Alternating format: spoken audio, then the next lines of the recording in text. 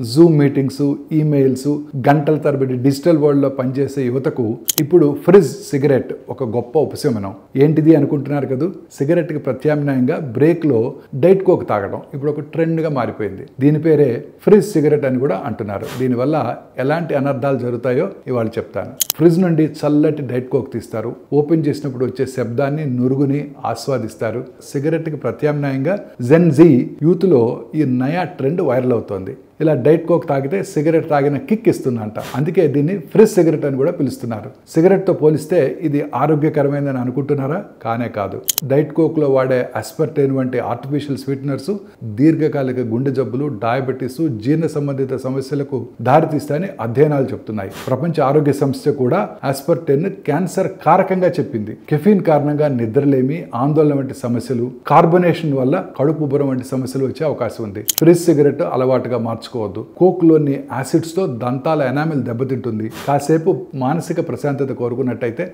మంచినీళ్లు లేదా టీ తాగండి, విచ్ ఈస్ వెరీ హెల్దీ.